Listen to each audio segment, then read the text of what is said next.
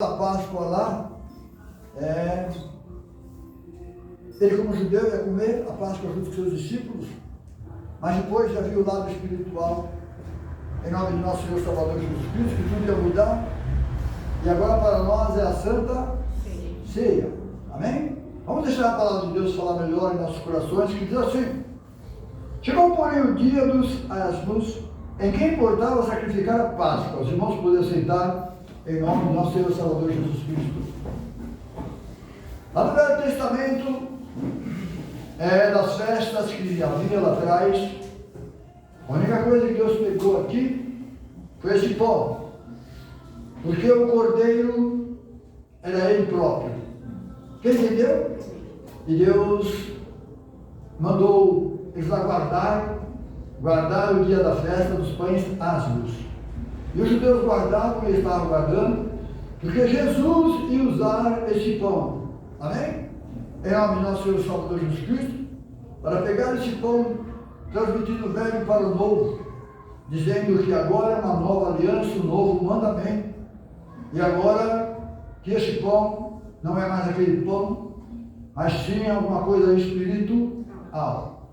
Então vamos continuar meditando, os irmãos prestam bem atenção, o que a palavra nos diz assim: e mandou a Pedro e a João, dizendo: ide preparai-nos a Páscoa, para que a comamos. E eles lhe perguntaram: onde queres que a preparamos? E ele disse: eis que quando entrares na cidade, encontrareis um homem levando um cântaro de água. Segue-o até a casa em que ele entrar. E a coisa mais difícil, no meio do povo judeu, quem carregava água eram as mulheres e não eram os homens. Quem está entendendo? Mas as coisas de Deus é sempre assim, é para causar admiração mesmo, para que as pessoas, uns vão entender e outros não vão entender. Quem entendeu? Aí assim no versículo 11: e direis ao pai da casa, o mestre diz: onde está o aposento em que hei de comer a Páscoa com os meus discípulos? Amém? Então, na ceia do Senhor, no Velho Testamento, eram os 12 apóstolos, os 12 eram os profetas. No Novo Testamento, os 12 apóstolos. No Novo Testamento, os 12 discípulos. Fica uma coisa muito esquisita de se falar, mas não deixa de ser a verdade, amém? Nas coisas de Deus, Deus nunca chamou mulher. Quem está entendendo? Para participar do ministério da igreja ou lá atrás. Os irmãos entenderam? Você pode ver que agora esse homem que está carregando o cântaro aqui é um homem, não é uma mulher. Quem tinha que arrumar os aposentos da casa lá, teria que ser uma mulher, não era uma mulher, era um homem. Por que será que Deus quis pôs o homem? Quem está entendendo? Os irmãos estão entendendo ou não? Então vamos continuar, né? Diz assim, versículo 11. O 11 diz assim: direis ao pai de família da casa. Está vendo? Então foi Deus que escolheu um homem. Os irmãos estão entendendo? Isso aqui foi escolhido por Deus. Agora o 12. Então ele vos mostrará um grande cenáculo mobiliado e fazei os preparativos. Indo eles acharam-lhe como lhe havia dito e prepararam a Páscoa. E chegada a hora, pôs-se à mesa e com ele os 12 apóstolos. E disse-lhes: desejei muito comer convosco esta Páscoa antes que porque ele sabia que seria a última Páscoa. Quem está entendendo? Então ele desejou, como um homem natural, como um judeu, comer aquela Páscoa, porque a Páscoa vem dos judeus. Quem está entendendo? E agora, no Novo Testamento, para nós Jesus é o nosso cordeiro pascual. Quem entendeu? Não tem mais aquele negócio de cordeiro. Aí diz assim, o 16: porque vos digo que não comerei mais até que ela se cumpra no reino de Deus. E para se cumprir essa passagem bíblica, era necessário o Senhor morrer, ressuscitar, subir ao céu, derramar o seu Espírito, amém? Está deixando para a igreja. Quem está entendendo? Para que se cumpra tudo aquilo que ele veio fazer como filho, como homem aqui na terra, e depois a igreja ia dar continuidade, fazendo e vivendo as coisas espirituais. Os irmãos estão entendendo? Mas assim no versículo 17, tomando o cálice, havendo dado graça, disse: tomai e repartir entre vós. E eles estavam todos eles bebendo num cálice só. Os irmãos entenderam? Não era igual a nós, que é repartido. Lá não, eles estavam fazendo parte do mesmo cálice. Traduzindo para mim e para você, aquele cálice era um cálice de sofrimento, era um cálice de dor, dizendo para os discípulos: quem beber desse cálice vai participar das minhas tribulações, das lutas, tudo aquilo que Jesus passou. Deus está falando, vocês vão passar também. Quem está entendendo? Todos eles passaram, irmão. Ninguém morreu uma morte natural, não. O único que teve uma morte natural só foi João. Os irmãos estão entendendo, não? O porquê um cálice só? Quem entendeu? Hoje não, nós repartimos para lá e para cá, tal. Mas Deus sabe o que faz. Quem entendeu? Aí diz no versículo 18: porque vos digo que já não beberei do fruto e o fruto da vide é uva, é suco. Os irmãos entenderam, não? Então vamos lá. Até que venha o reino de Deus. E quando foi que veio o reino de Deus? Homem nenhum tinha Deus. Foi depois de Pentecoste. Deus derramou do seu Espírito. E hoje Ele está aqui conosco.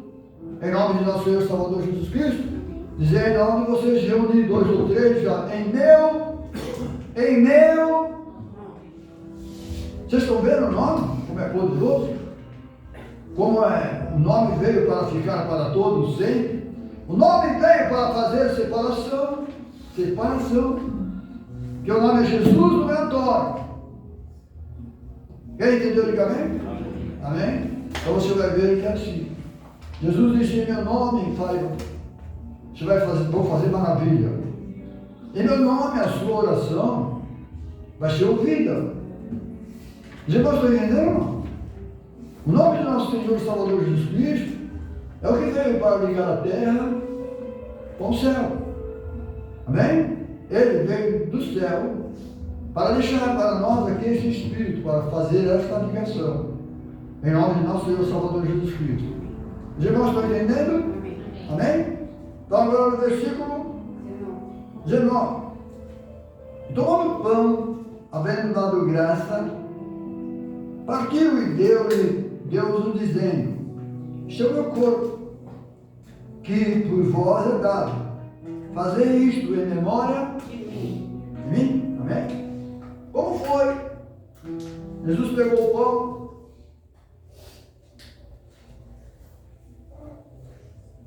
Jesus abençoou aquele pão. Quem está entendendo? Jesus abençoou aquele pão e deu para os seus discípulos, em nome do Senhor Jesus.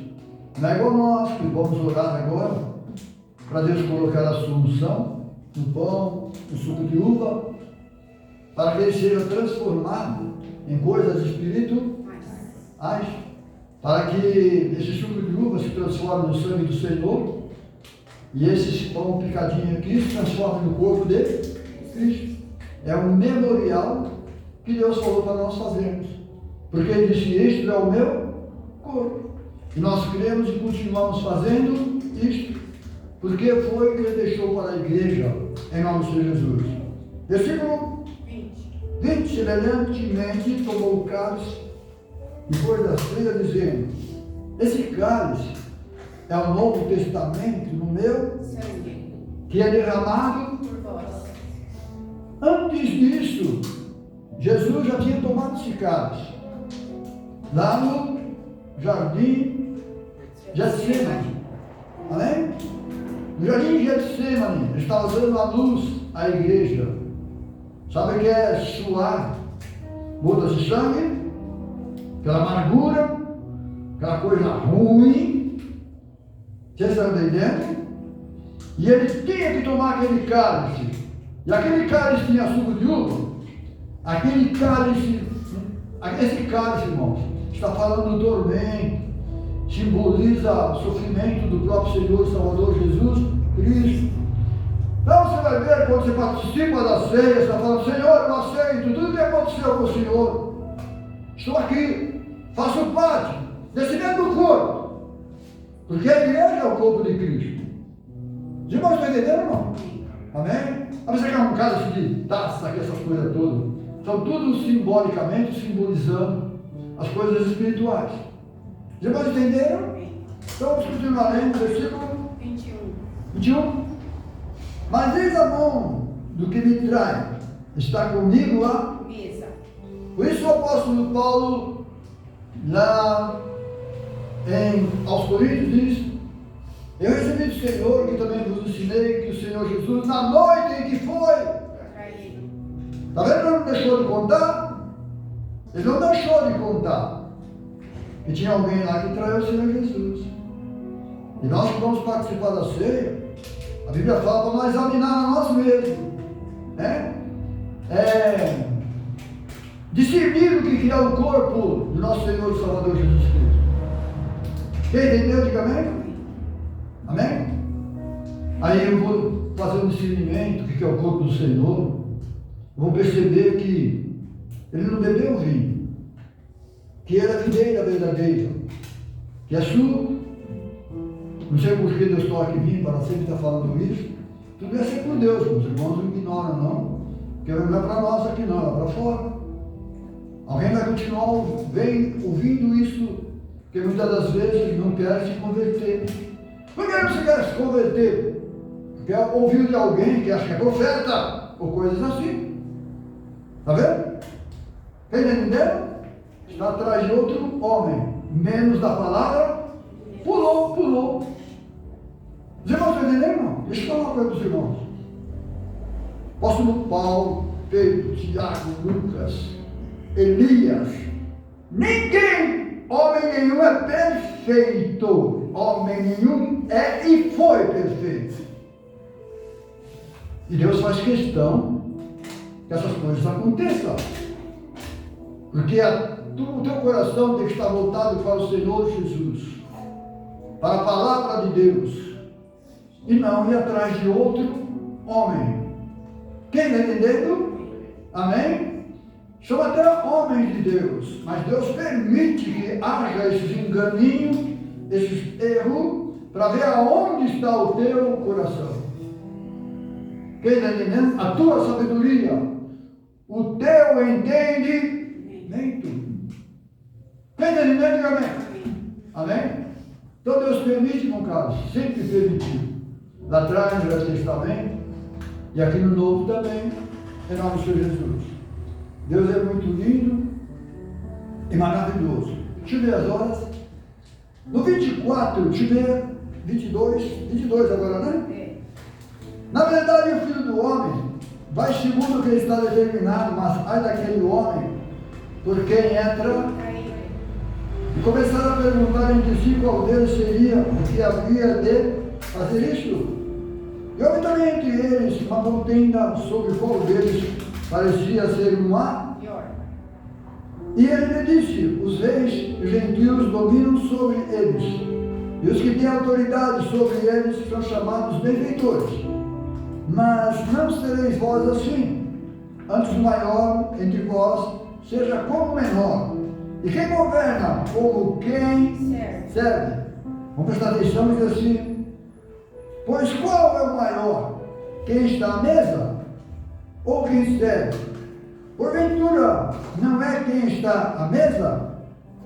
Eu, porém, de vós sou como aquele que serve. Amém? Já pensou coisa a mim?